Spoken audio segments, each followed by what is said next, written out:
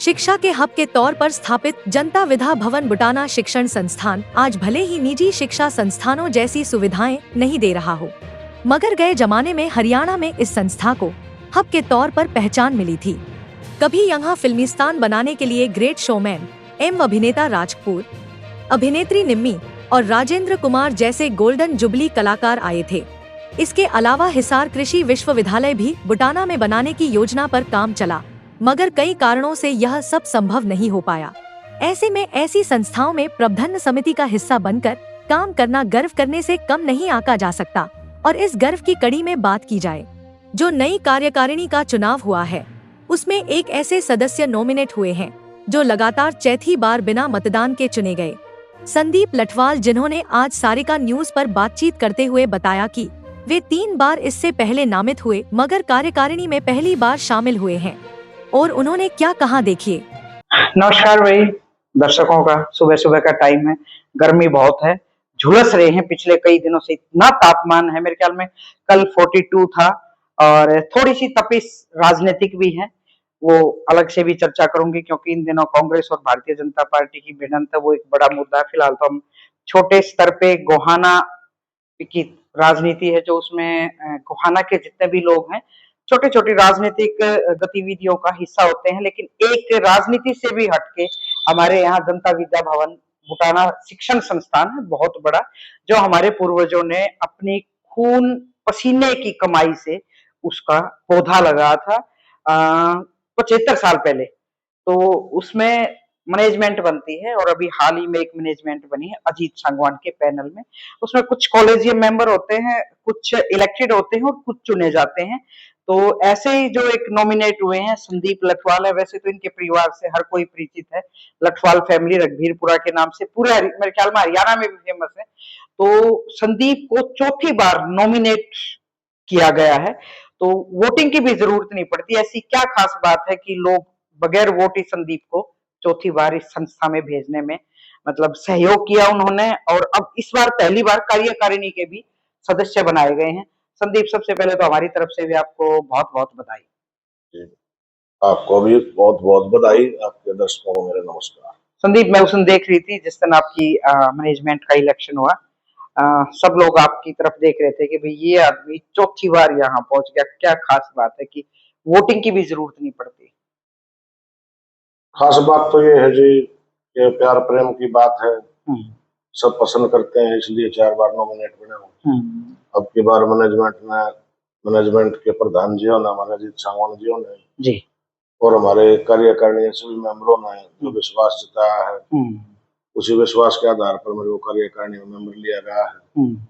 और हमारा भी फर्ज है अपनी मैनेजमेंट के साथ मिलकर इस संस्था को नई ऊंचाइयों पर ले जाने का काम करेंगे। बिल्कुल, सब नई ऊंचाइयों की बात और दावा कर रहे हैं। एक बात थी उस दिन, वैसे तो वो उन्हीं के लेवल की है कि भाई बहुत सारी ऐसी समस्याएं आ गई आर्थिक तौर पे, तो आप भी उस मैनेजमेंट में बैठोगे, डिस्कस करोगे। जो आर्थिक तौर पे एक मंदी वाली बात थी ना कि भाई ऐसा हाल करके गई है पिछली जो मैनेजमेंट है कि तनख्वाह भी नहीं है। ऐसे में जो कर्मचारी साल से 2 साल से वहां किसी तरह भी उनको लगा रखा है, उनकी छुट्टी करना सबसे बड़ा चैलेंजिंग काम होगा। उसमें मैडम ऐसा होगा, जैसे स्टाफ ज्यादा है, हाँ, उसमें ये देखेंगे जिसकी जरूरत है, जो लायक है, हाँ, उसको वहां रखा जाएगा। ठीक है। अब वहां धांधलीबाजी इतनी हो रखी है, जैसे संस्था जो नुकसान में गई है, जो घाटे में चल रही है, उसका कारण क्या है? जो सैलरी देने के लिए भी पैसा नहीं। हाँ, वहां नेसेसरी भर्तियां कर रखी है, एक की जरूरत वहां 4 लगा रखे हैं। हाँ, अब जो बंदे वहां अवेलेबल ही नहीं है, रजिस्टर में उनकी तनख्वाह जारी है, अटेंडेंस लगा रहे हैं, वो वहां पर जा भी नहीं रहे। तभी प्रधान जी पहले इसमें ये छटनी करके देखें, जहाँ जिस बंदे की जरूरत है, जो लायक है, उसको रखा जाएगा, अदरवाइज उनको बाकी को साफ कर दिया जाएगा। लेकिन अक्सर क्या होता है इस तरह की मैनेजमेंट में ना, सब यही के हैं लोग, आपस में एक दूसरे को जानते हैं। गोहाना इतना बड़ा शहर नहीं है, कई बार ये होता है कि भाई नहीं उसकी सिफारिश आ गई, उसकी सिफारिश आ गई, तो सिफारिश प्राथमिकता होगी या उस संस्था की जो एक गुणवत्ता है या उस पर भरोसा है वो प्राथमिकता होनी चाहिए? देखो जी, सिफारिश से मान कर काम करेंगे तो संस्था नहीं चलेगी। संस्था को चलाना है, आगे ले जाना है, तो बगैर सिफारिश और लायक चीज को देख के काम करना। हाँ, बिल्कुल। तो वे सिफारिश मानेंगे तो फिर हम भी उन जैसे हो जाए, हमारे मैनेजमेंट में फर्क क्या फर्क होगा। हम तो बगैर सिफारिश और गुणवत्ता के आधार पर काम करेंगे। तो भाई संदीप लठवाल थे, वैसे तो अक्सर हम इनसे मिलते रहते हैं, और लेकिन मैं कम से कम नॉमिनेट होने के बाद पहली बार कैमरे पे मिली हूँ। मना कर रहे थे कैमरे पे बोलने के लिए, पर ये सोशल मीडिया एक ऐसा प्लेटफॉर्म है जहां हर आदमी, आम से लेकर खास आदमी, अपनी जो सोच है, अपनी जो विचारधारा है उसको हमारे साथ साझा कर सकते हैं। भाई गर्मी बहुत है, बार बार पानी पिए, और मैं एक संदीप सबसे अपील करती हूँ कि मिट्टी के बर्तन में ना पक्षियों के लिए जरूर पानी रखे। मैं चाहूंगी आप भी तो बात है।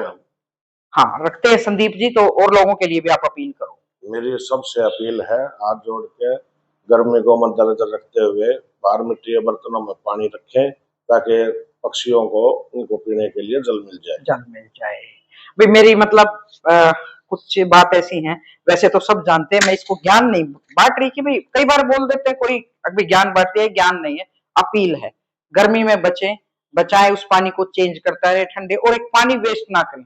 मेरी मुहिम रही संदीप मेरी पिछले कई महीने से, मोटर चलाई, पाइप चलाई, गाड़ियों पे चलता रहता है गलियों में। भाई गर्मी बहुत है, पानी मुश्किल से मिलता है, तो पानी बचाए ताकि हर आम आदमी तक, जिसकी मतलब जो बहुत गांव में देखे मैंने जाके, नलों में पानी नहीं है, जोहड़ में पानी नहीं है, पीने का पानी नहीं, दूर से लेके आते खेतों में। तो भाई सब पानी बचा लो, और संदीप की जो सोच है वो हमारे मतलब सब तक इनके विचार जाए। बहुत बहुत शुक्रिया, नमस्कार।